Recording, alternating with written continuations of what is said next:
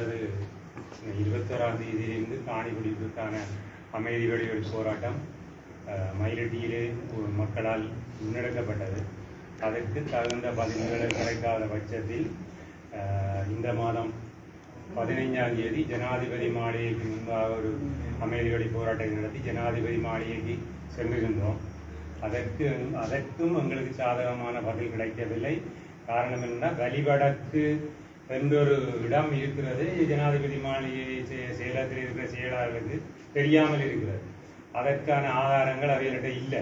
இங்கே இருந்து எங்களுடைய அரச அதிகாரிகள் கவனஈனம் காரணமாக அறிவிக்கவில்லையோ அல்லது வேணுமென்றோ தெரியாது. அதற்கான ஆவணங்களை அங்கே அவைகள் சமர்ப்பிக்கவில்லை. அதன் காரணமாக அவைகளுக்கு வழிவடக்கு என்ற யாழ்ப்பாணத்தில் எங்கே இருக்கு, என்ன பிரச்சனை இருக்கு என்று தெரியாது. இந்த 2013ஆம் ஆண்டு வர்த்தகமானி அறிவித்தல் விடுக்கப்பட்டும் அது இன்னும் அவைகளுக்கு தெரியாமல் இருக்கிறது. அதற்கான பூர்வாங்க வேலைகள் செய்யவில்லை. காணி விடப்பட்டிருக்கிறது. ஆனால் விடப்பட்ட 6300 ஏக்கர் காணியிலே இன்னும் 2400 ஏக்கர் 2800 ஏக்கர் இன்னும் விடுபடாமல் இருக்கிறது. அந்த விடுபட்ட மிகுதி காணியும் அரச காணியாகவே இருக்கிறது. அந்த வர்த்தகமானி அறிவித்தல் சட்டபூர்வமாக விடுவிக்கப்படும் வரைக்கும் அந்த காணி அவ்வளவுமே அரச காணியாக தான் இருக்கும். ஆகவே அந்த வர்த்தகமானி அறிவித்தல் கட்டாயம் விடுவிக்கப்பட வேணும். அதே நேரம் எங்களுடைய மக்களுடைய தனியார் காணி முழுமையாக எங்களிடம் ஒப்படைக்கப்பட வேண்டும். அதற்கு எங்களது போராட்டம் தொடரும். நாங்கள் இனி மேலதிகமாக இன்றைக்கு அரசாங்க அதிபரை சந்தித்திருக்கின்றோம்.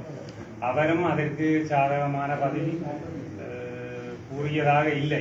காரணம், தாங்கள் அறிவித்திருக்கிறோம், அவைய தெரியாது என்று சொன்னால் தங்களுக்கு தெரியாத மாதிரி ஒரு கட்டிக்கழிப்பான பதிலையே சொல்லினோம். காணி விடுவிக்கப்பட்டிருக்குன்னா இந்த வர்த்தகமானி அறிவித்தல் ரத்து செய்வதன் மூலம்தான் எங்களுடைய மக்களுக்குரிய உரிமை கிடைக்கும்.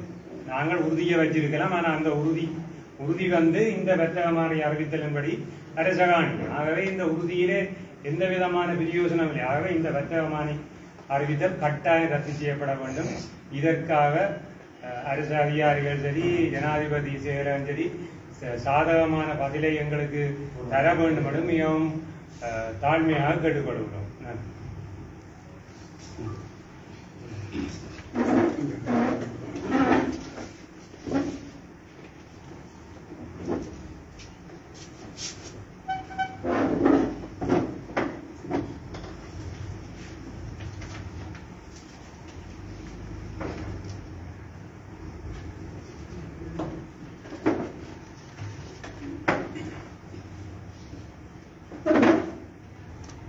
வணக்கம். என் பேர் ஜாட்சன் பிகிறாரோ. நான் ஒரு மனித உரிமை செயற்பாட்டாளர் மற்றும் சிவில் சமூக நிறுவனங்களுடைய நிர்வாகராக இருக்கிறேன்.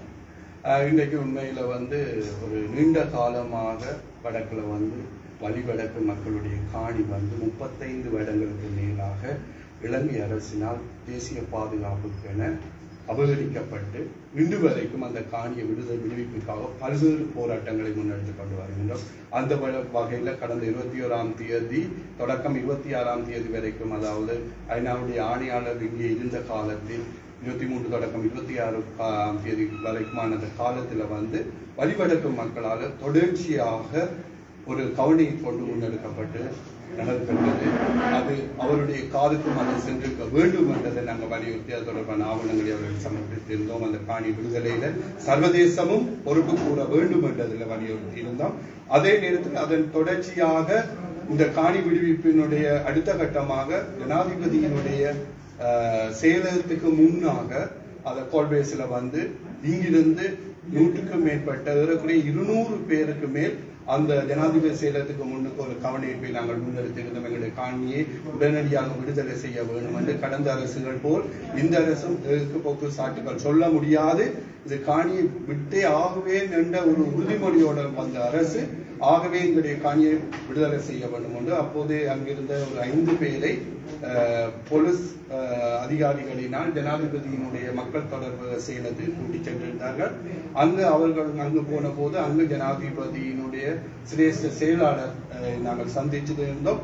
அப்போது அவர் எங்களுடைய விடயத்தை கேட்டு அறிந்து கொண்டார். அதுல நாங்கள் பிரதானமாக வழிவடக்கில் இருந்தோம். வழிவடக்கில் இருந்து பார்த்தீங்கன்னா ஏதோ எங்களை யாழ்ப்பாணம் என்ற சொல்லை ஏதோ புதிதாக கணிப்படுறது போன்று அவருடைய செயற்பாடு எங்களுக்கு அவதானிக்கப்பட்டது. வழிவடக்கில் காணி விடுவிக்க அப்போதுதான் அவர் தன் ஆவணங்களை தேடிய போது அவர்கிட்ட இருந்தது ஒரே ஒரு கடிதம் மட்டும்தான் எங்களுக்கு தெரியப்படுத்தினார்.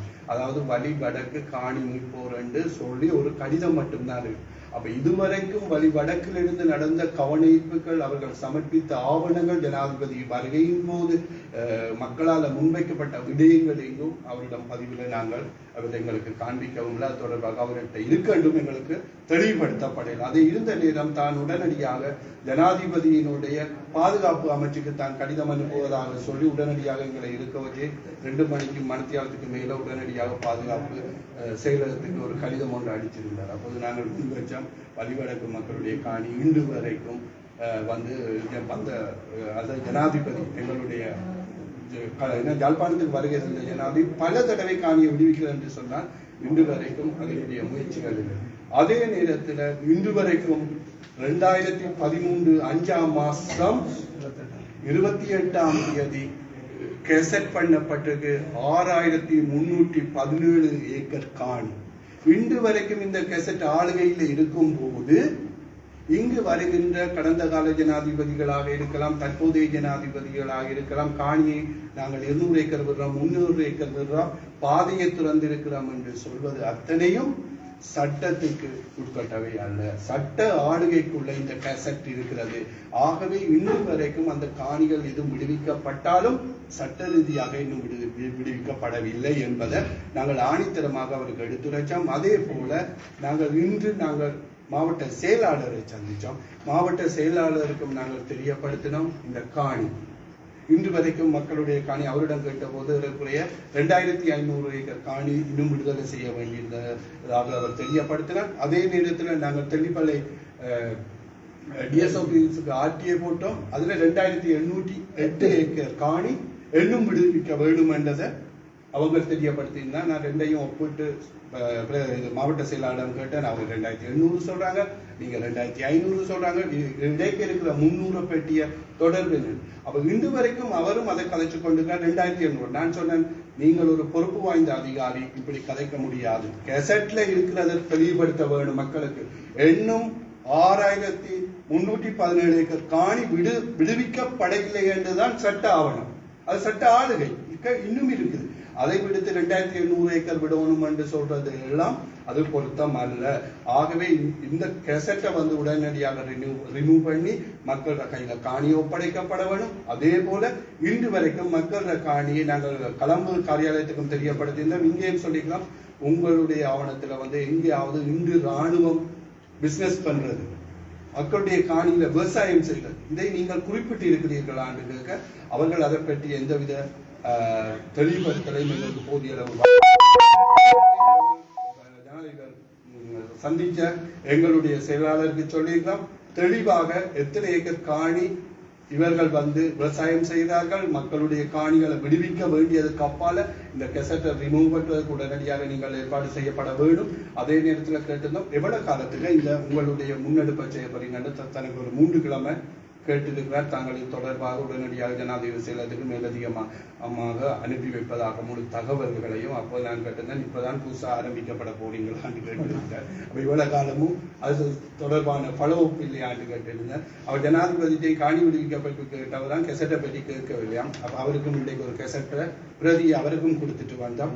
இதா இருக்கு இந்த கெசட் என்று சொல்லி இதை கவனத்துல செலுத்த சொல்லி, அதே நேரத்துல இந்த மக்களுடைய காணியை வந்து விடுவிப்பதற்கு மட்டுமில்ல, இந்த மக்களுடைய காணி இவ்வளவு காலமும் இவர்கள் வைத்திருந்த காணிக்கு இழப்பீடும் வழங்கப்பட வேண்டும் என்றதையும் அவருக்கு தெளிவுபடுத்தி இருந்தோம். ஏனென்று சொன்னா மக்களுடைய காணி இவ்வளவு ஏக்கர் காணி, அது யாழ்ப்பாணத்துல வந்து ஏனைய மாவட்டங்களுடைய அதிகமான தனியார் காணிகளை கொண்ட மாவட்டம் யாழ் மாவட்டம்.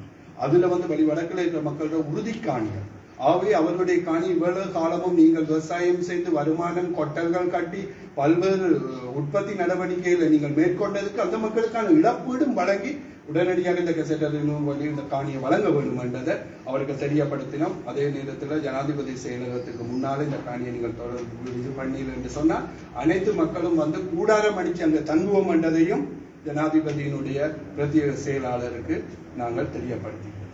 நன்றி. நீங்கள் ஏதாவது கேள்வி இருந்தால் நான்